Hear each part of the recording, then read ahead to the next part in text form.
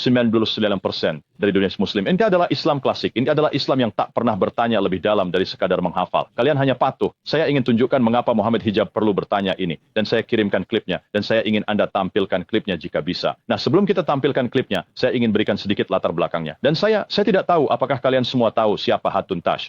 Saya berani dia. Dia selalu saya berjalan ke Maroko untuk periode trips. Dan dia perlu pembeli Al-Quran. Jadi dia masuk ke toko buku pertama yang dia temukan di pasar dan bertanya, apakah dia bisa mendapatkan Al-Quran? Dan mereka berkata, Al-Quran yang mana yang kamu inginkan? Dia bilang, maksudmu apa? Al-Quran apa saja? Nah, yang mana? Mau Hafs, mau Warsh? Lalu dia bilang, maksudnya Hafs dan Warsh apa? Kukira cuma ada satu Al-Quran. Mereka bilang, oh tidak, ada beberapa versi berbeda. Kami punya sekitar, dia bilang, ada banyak sekali yang kami punya di sini.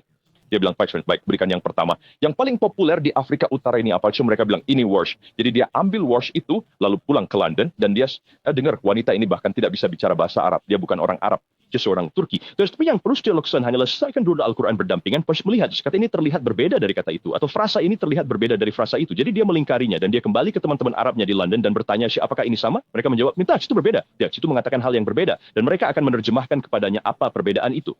Lalu si menyadari ini adalah cerita yang sama sekali berbeda. Ini adalah ayat-ayat yang sama sekali berbeda. Ini adalah makna-makna yang sama sekali berbeda. Dalam beberapa kasus ini adalah teologi yang sama sekali berbeda. Jadi dia mulai menyebarkan pesan itu kepada semua temannya di seluruh Afrika Utara. Dan dia memiliki 26 Al-Quran yang berbeda ini. Dan mereka menemukan bukan hanya sedikit perbedaan. Mereka menemukan ratusan.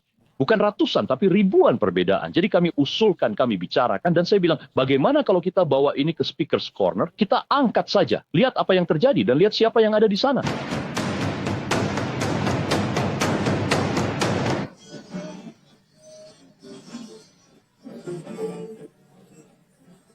Purdy swear maliat ay Muslim dat nin siakar is fiery stay on with jauh dari rotun lam Al-Quran is song mundur karena Siapa pria tinggi itu? Siapa dia? Kamu kenal dia, David?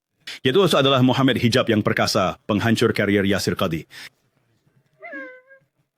Itu dia di kerumunan itu, dan istilah yang menarik semua muslim menjauh. Nah, saya sudah lama mengenal Muhammad Hijab, kami sudah mengenalnya bertahun-tahun, dan kami sudah beberapa kali berdebat di sana. Jika Anda membuka Thunder Films, Anda akan melihat debat yang saya lakukan, dan dia hanya duduk di sana seperti ini, menunjukkan otot-ototnya. Hanya itu yang bisa dia lakukan dalam debat itu. Itu tentang materi ini. Itu tentang hal yang sedang kita bicarakan sekarang. Jadi, tahun 16, kami turun setetikal seperti Al-Quran itu dan mengangkatnya. Terakhir kali kami ke sana, kami hampir tidak bisa meninggalkan sudut itu. Mereka sangat marah pada kami. Mereka tak ingin kami pergi membawa Al-Quran itu. Mereka mencoba merebut tas kami. Mereka mematahkan pegangannya. Beberapa pemuda mengikuti kami dan mencoba menghalangi kami keluar dari sudut itu. Sungguh sebuah katarsis bagi mereka. Mereka belum pernah mengalami hal ini sebelumnya.